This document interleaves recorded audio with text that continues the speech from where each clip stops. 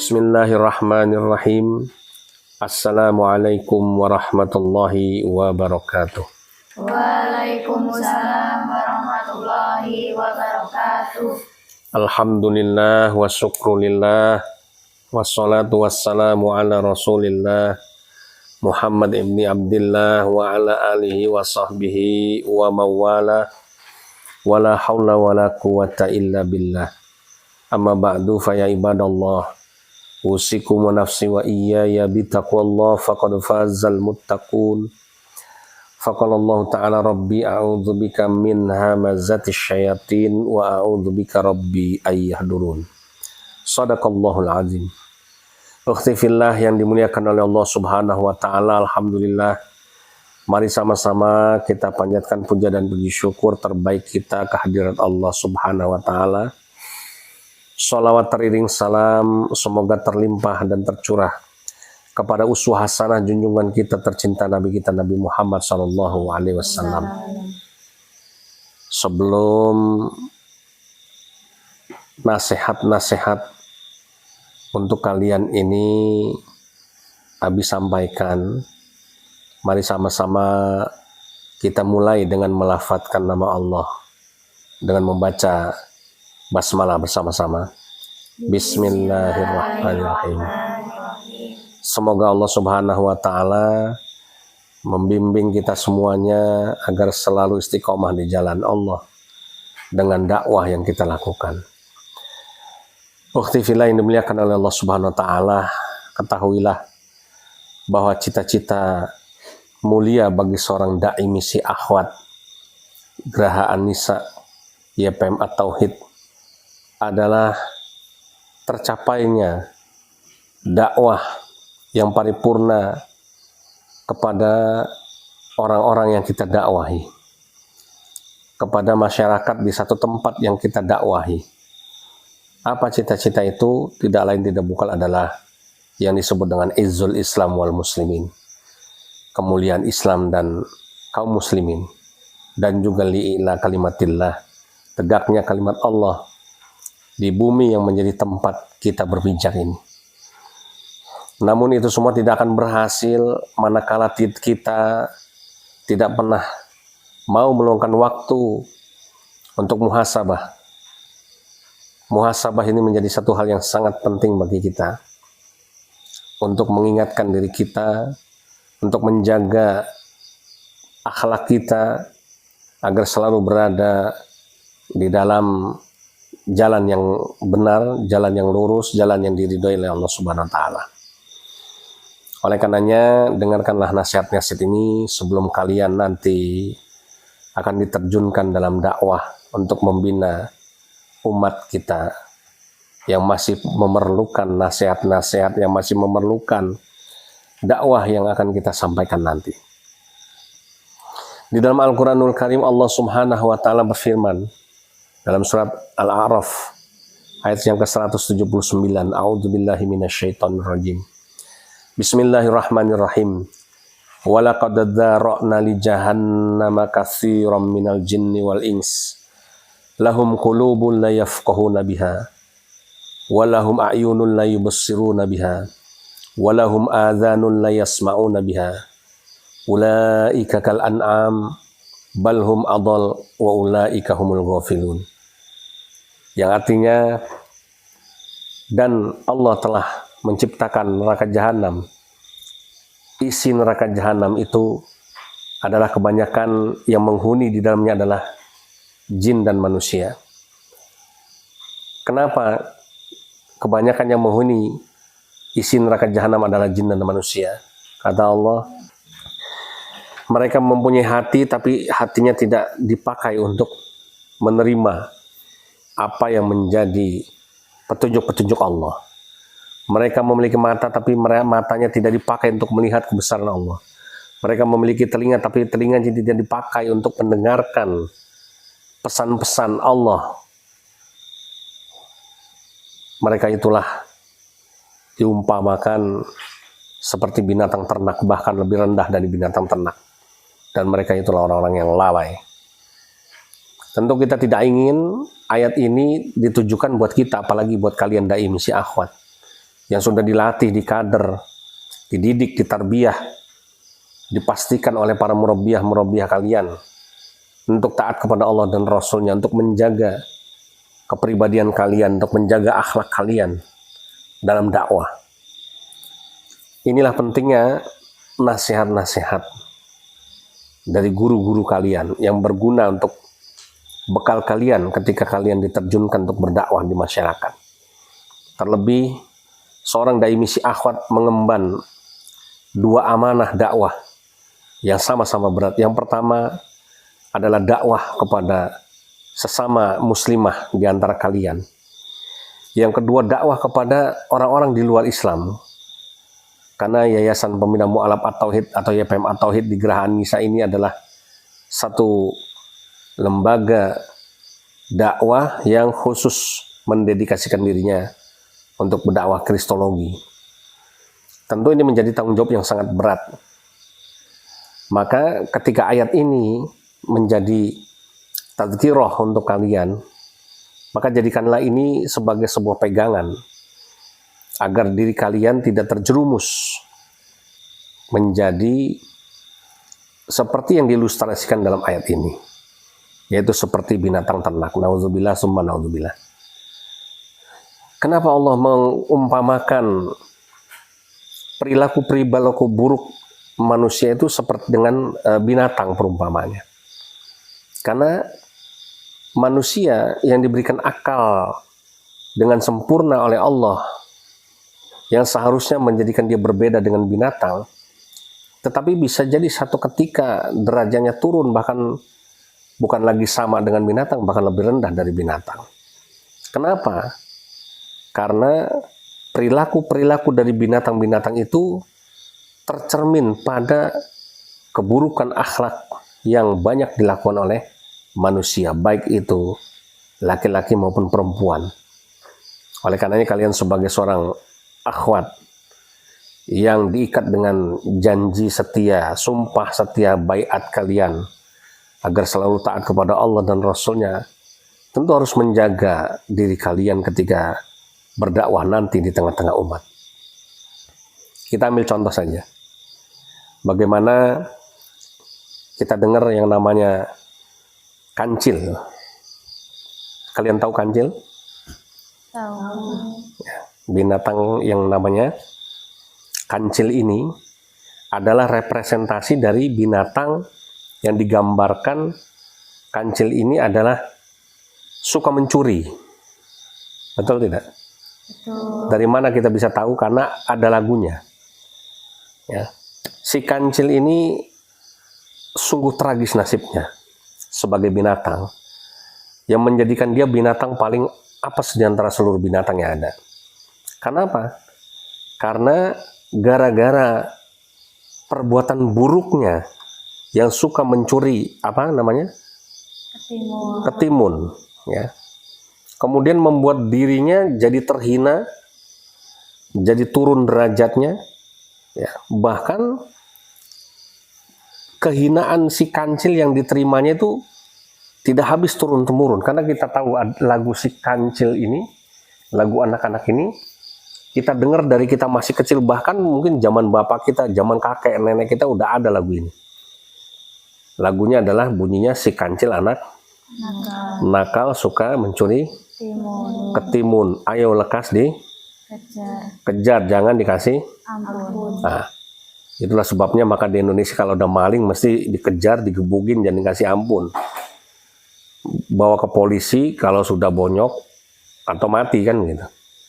Ya, ini tentu menjadi tidak baik. Kenapa? Karena lagu ini dinyanyikan terus-menerus, dihafalin. Ya. Bahkan si kancil ini apes. Ya, kenapa? Gara-gara suka nyuri ketimun, cuma ketimun itu berapa sih harganya? Ya, harganya sekilo paling cuma 8.000 perak. Tapi gara-gara dia suka mencuri ketimun, ya merugikan petani, merugikan orang lain. Dampaknya adalah dia dikutuk. Lagu ini lagu yang masyhur di kalangan anak-anak, dihafal anak-anak seluruh Indonesia. Ya, dan yang dituduh suka mencuri cuma satu binatang yang bernama kancil. Itulah makanya Kalau kalian sebagai seorang dai misi akhwat mencemarkan nama dakwah dengan perilaku buruk kalian ya, misalnya yang suka mencuri seperti si kancil, maka kalian akan dikenang selamanya menjadi orang yang buruk seperti si kancil ini. Kancil cuma mencuri ketimun yang harga 8.000 saja, seumur hidup 7 turunan dia dikutuk lewat lagu ini kan begitu. Bahkan digebukin sampai bonyok ya, dikejar, nggak boleh dikasih ampun kan gitu ya. Jadi kalau kalian dalam berdakwah suka mencuri di sini kalau kaitannya sama dakwah bukan mencuri ketimun ya, bukan mencuri kotak amal masjid, nggak mungkin kan seorang dai misi akhwat mencuri kotak amal. Tapi yang dimaksud mencuri ini adalah berbuat curang di mana dia mengambil sesuatu yang bukan hak dia. Contoh kecil, kalian dalam berdakwah pasti membutuhkan yang namanya uang atau dana, betul? Betul. Nah, ketika kalian tidak menjaga amanah itu, kalian ambil uang yang seharusnya untuk dakwah ini, kemudian kalian selewengkan untuk keperluan pribadi kalian, itu pun sudah termasuk seperti si kancil. Artinya suka mencuri.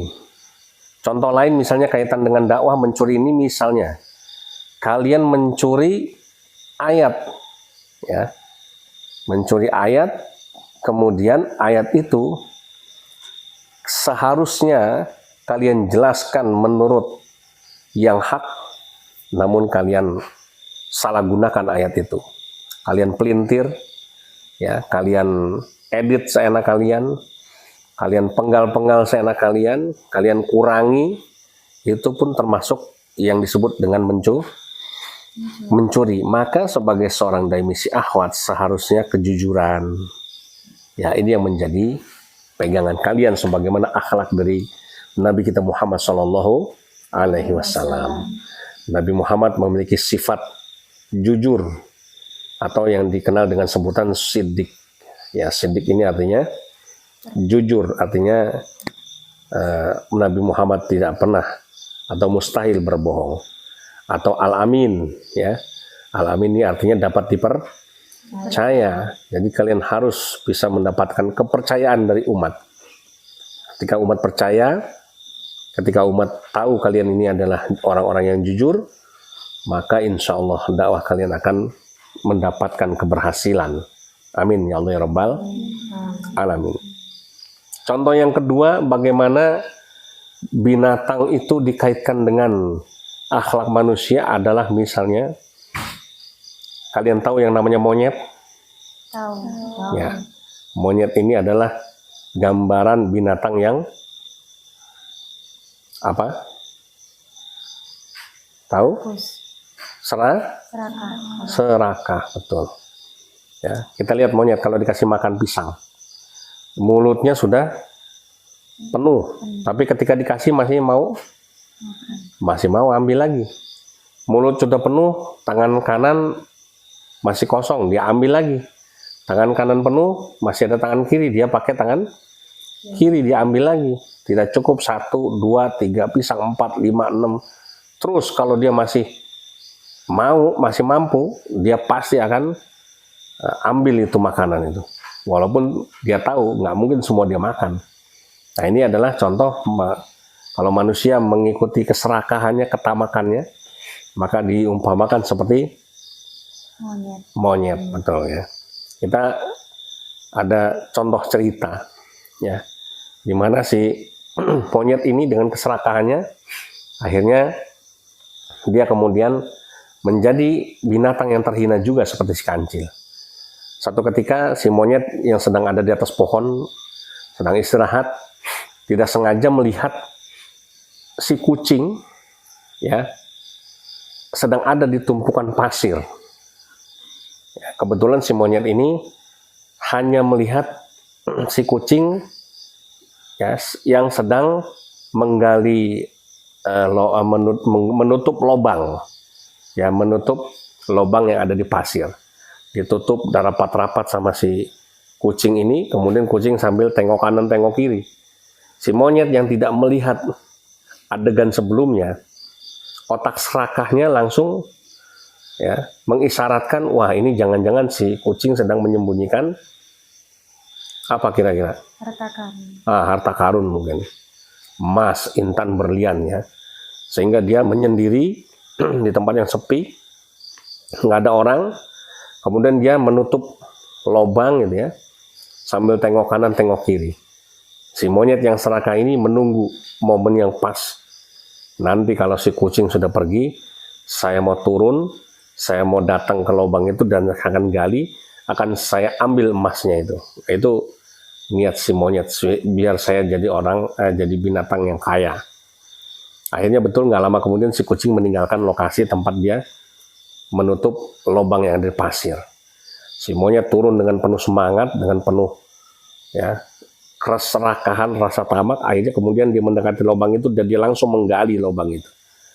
Ketika dia menggali lubang itu, ya, yang dia pegang ternyata bukan emas, tetapi ya sudah kita tebak ya, ternyata keserakahan si monyet menjadi kehinaan buat dia, sebab otak serakahnya mengira yang ditutup si kucing dalam pasir itu adalah emas.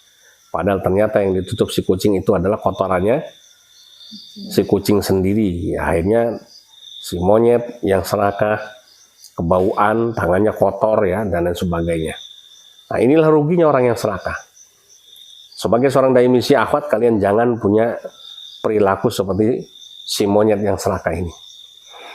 Rezeki yang Allah kasih pada kita, semua kita nikmati, kita syukuri, alhamdulillah.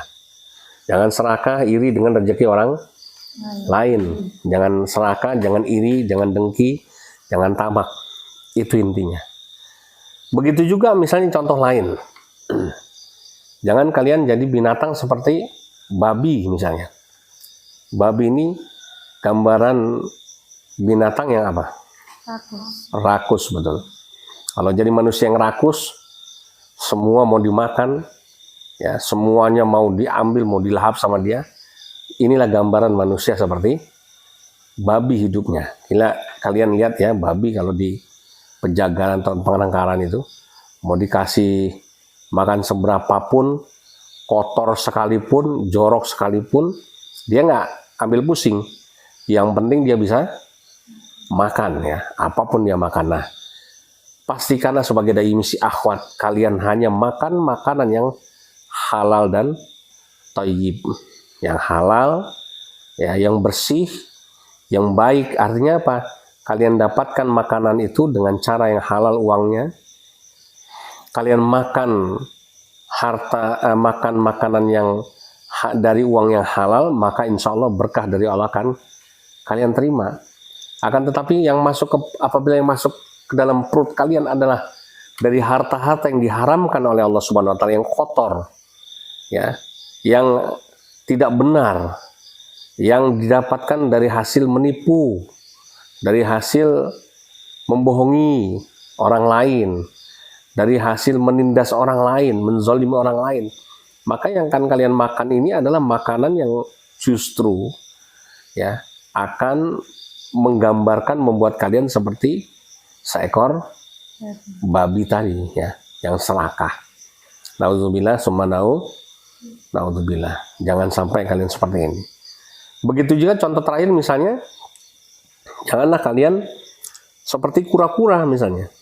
Kura-kura ini digambarkan binatang yang lambat ya.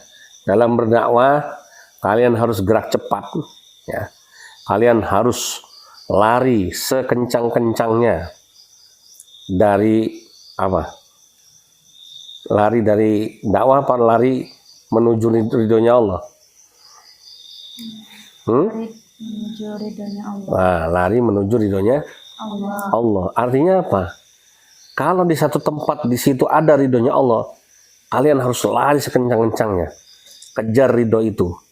Jangan sampai kalian tertinggal, jangan sampai karena kalian lelet, lambat, lemot, lola, atau apalagi istilahnya, membuat kalian akhirnya tertinggal. Ingat, kesempatan itu tidak datang dua kali. Ada satu tempat membutuhkan kalian untuk hadir di situ karena mereka membutuhkan dakwah. Nah, tapi ternyata kalian ditunggu-tunggu tidak datang.